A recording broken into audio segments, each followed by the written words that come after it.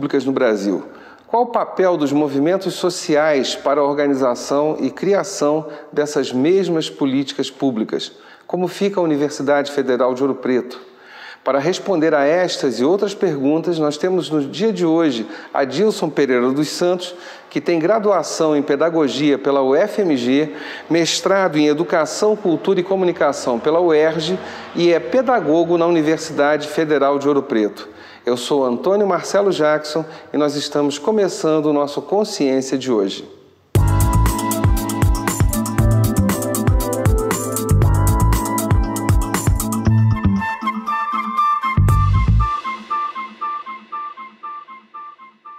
Bom, antes de mais nada, Adilson, muito obrigado pela tua disponibilidade aí, porque achar você na universidade é uma tarefa árdua, e quando a gente acha, você geralmente já está correndo para alguma outra coisa. Então, eu queria que você...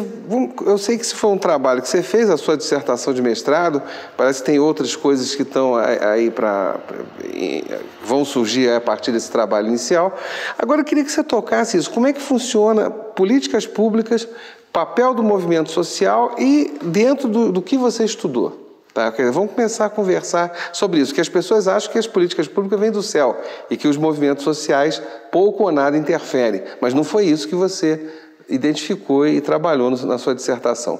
Como é que fica isso, então? Como é que funciona isso? De fato, o que eu estudei na minha dissertação foi exatamente a política pública de ação afirmativa implementada pela UFOP no ano de 2008.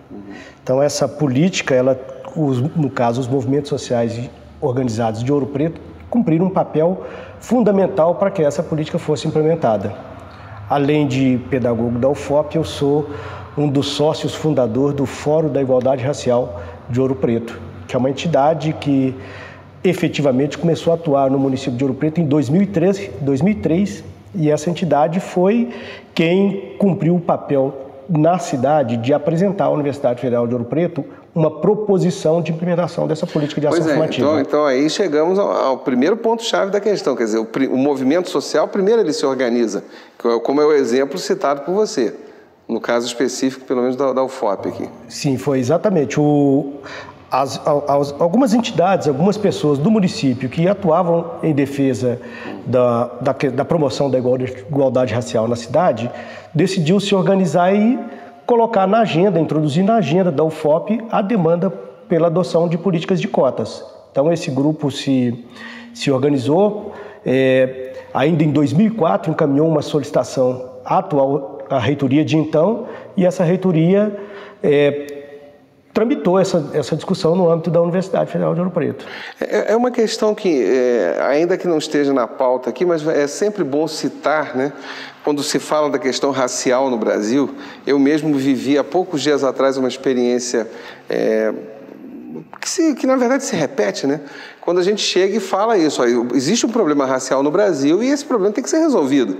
E muita gente dá um pulo desse tamanho dizendo que não, e nós sabemos que não é bem assim, né? Quando até me perdoe estar me intrometendo, não é esse o cerne na nossa discussão, mas eu acho que vale a pena a gente sempre lembrar, né, que se não existisse problemas raciais no Brasil, então o nosso perfil de direção de uma cidade de administração pública ou privada, seja lá o que for, não teria essa cara que tem hoje, ainda mais numa população tão mestiça como a nossa. Ou seja, é raro vermos negros em comandos de direção, é raríssimo ver um negro na gerência, é raríssimo ver um negro num comando qualquer. Então, aí voltamos para o ponto que você falou, quer dizer, e que você estudou. E por quê? Porque, querendo ou não, essa discussão passa pela universidade. Afinal de contas, um filtro dessa história toda é a universidade. Ou seja, formamos mão de obra qualificada para que essa mão de obra possa ocupar esses postos, né? Desculpe ter falado e me intrometido demais, mas esse é um ponto nevrálgico, né? Exatamente. Esse foi a motivação principal desse grupo de pessoas que se organizou na cidade de Ouro Preto, que era como aumentar a presença de pretos, pardos, na Universidade Federal de Ouro Preto, porque nós já avaliávamos na ocasião que essas pessoas estavam dentro da universidade, entretanto não estávamos ocupando os melhores postos. Então estávamos na cozinha, trabalhando como cozinheiros, servindo aos estudantes e professores em diversos postos.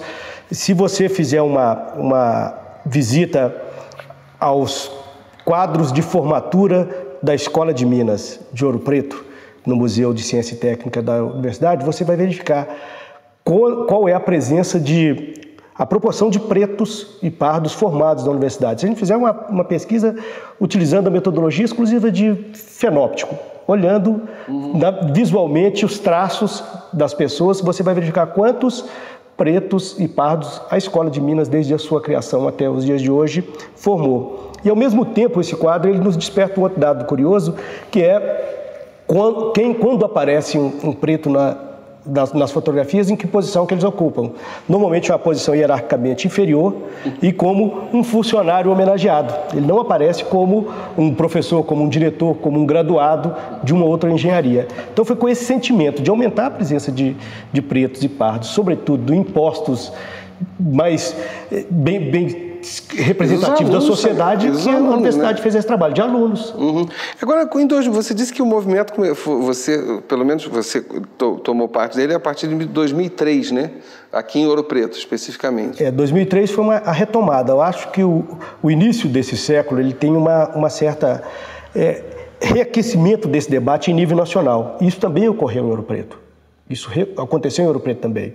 O ano de 2001, com a Conferência de Durban, onde o Brasil oficialmente reconheceu que é um país que, a despeito de não ter havido segregação racial, praticou racismo. Isso há uma manifestação expressa do então presidente da República, Fernando Henrique Cardoso, dando conta disso. Os movimentos sociais reaqueceram o debate. Houve um extremamente importante isso. Extremamente importante. Então vai ser exatamente no início desse século que vai ocorrer a adoção de políticas de cotas na UERJ, na Universidade da Bahia, UNEB, na Universidade de Brasília. O caso mais emblemático é o da Universidade de Brasília, onde a discussão sobre as cotas ela remota meados dos anos 80, quando um caso de racismo ocorrido na universidade motivou dois professores, então, o professor José Jorge e a professora Rita Segato, a apresentarem uma proposta de adoção de uma política de cotas na universidade, porque no caso conhecido como caso Ari, esse aluno, o primeiro negro no curso de doutorado em antropologia, ele foi vítima de uma ação de racismo expresso na universidade, e naquela época a universidade já começou esse debate, a Universidade de Brasília, que é a referência para as federais e até mesmo para a lei de cotas que temos hoje no Brasil. E aí vamos ter que interromper rapidinho, porque vamos ter nosso intervalo, mas a gente já está voltando que o papo tá bom. É só um minutinho, gente.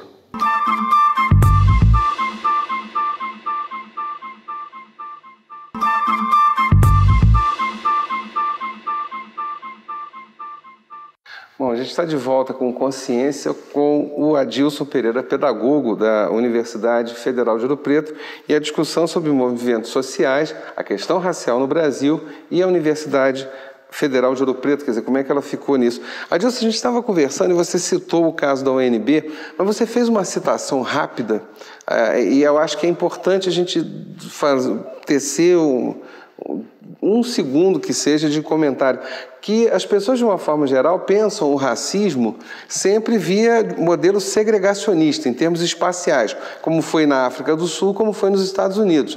Ou seja, esse território aqui somente é para branco, esse aqui é para negro, preto, aqui no ônibus preto é no fundo do ônibus e tal.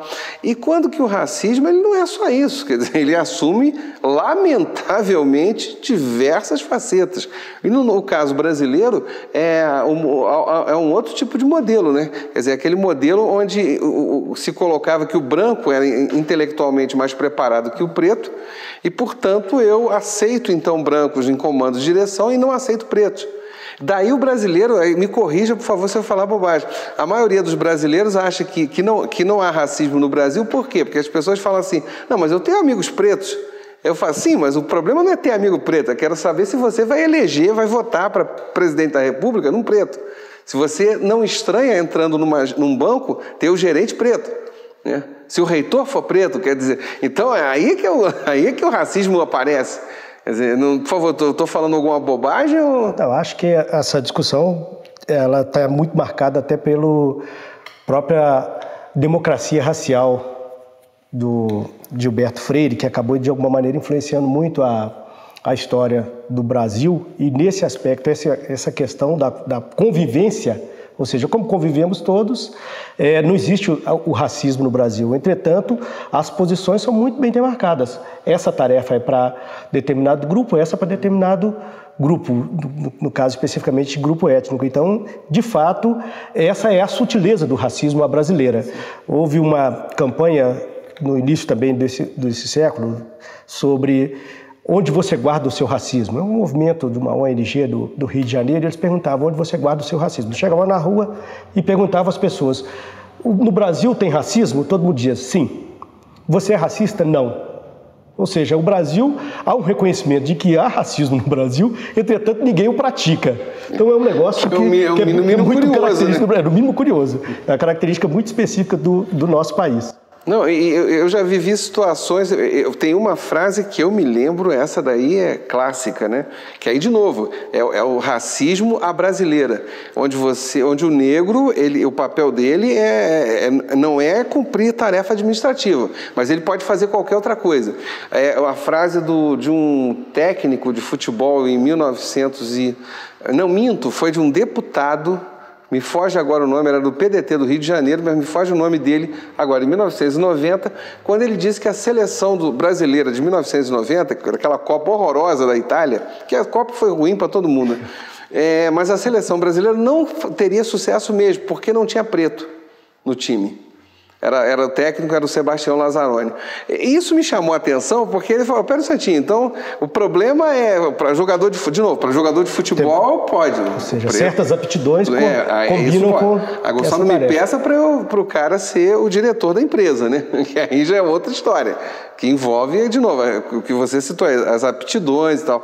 Agora, eu queria voltar, Dilson, à tua pesquisa a respeito especificamente da UFOP, na época que o movimento se rearticula, que é 2003, né, e começa a cobrar, portanto, da universidade alguma postura, alguma coisa, e, de certa maneira, chama a atenção para a sociedade como um todo. Mais ou menos por alto, e aí, os dados que você tiver à mão, qual era o percentual de alunos pretos e pardos, mais ou menos, em 2003, e aproximadamente hoje, qual é esse percentual? Houve alguma alteração a partir dos movimentos? Olha, nesse período também houve uma pesquisa realizada pela Universidade da Bahia, organizada pela professora Delcelene Queiroz, parece que coordenou essa pesquisa, que fez um estudo com o censo étnico-racial nas universidades brasileiras. Ela identificou que girava em torno de 2 ou 3% a presença de pretos nas universidades. E esse também era o dado que registrava no caso da Universidade Federal de Ouro Preto. É sabido que a política que a UFOP adotou, a política de ação afirmativa que a UFOP adotou em 2008, ela não foi uma política que foi incluída nela o corte racial. A despeito de todo o protagonismo do movimento social, no sentido de que essa política tivesse esse corte, por estar em Ouro Preto, com toda a simbologia que Ouro Preto representa no que diz respeito a essa questão, mas todas as justificativas que teriam para se adotar uma política com corte racial na UFOP, a decisão da Universidade Federal de Ouro Preto, à época, foi uma decisão de que reservaria vagas apenas para alunos egressos de escola pública. A crença da universidade era de que, a partir dessa política, na escola pública recrutaria o aluno preto. E isso de fato ocorreu. O estudo que eu realizei na minha dissertação de mestrado, foi possível comprovar que esses 3% ampliou para 9%, ou seja, houve um incremento da participação de pretos e pardos na universidade. Mas houve um ainda está baixo, houve um salto, ou seja, de fato, na escola pública é possível recrutar mais pretos e pardos. Agora, com uma nova lei de cotas que obriga todas as universidades federais, inclusive a UFOP, introduzir na sua atual política o corte racial, teremos como avaliar o aumento dessa participação, porque a partir de agora, dentro do percentual de vagas que forem reservadas para aluno de escola pública, o equivalente a 53,63% de vagas deverá ser asseguradas para pretos, pardos e indígenas de acordo com a autodeclaração dessas próprias pessoas. Tá certo, mas aí é uma pesquisa que será feita daqui a algum tempo para ver esse impacto. Olha, Adilson, eu acho essa conversa interessante, mas é claro que aí agora com essa última informação não nos resta outra alternativa senão esperar um tempo para você voltar de novo. Espero com mais dados, com maiores informações, para a gente conversar sobre isso, de um problema que é absolutamente sério em nosso país. Quer dizer, a gente realmente, trabalhos como o seu e de tantos outros pesquisadores ou professores, são trabalhos que eu entendo como fundamentais, porque colocam o dedo na ferida. Né? É uma ferida que é uma chaga que a gente tem aberta, a gente tem que resolver isso, que não dá para viver num país tão mestiço como o nosso, com problemas tão crônicos como esse. Adilson, muito obrigado mesmo, tá? Valeu.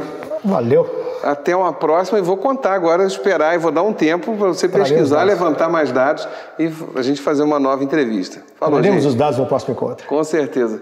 Muito obrigado, gente. Até o próximo Consciência. Tchau.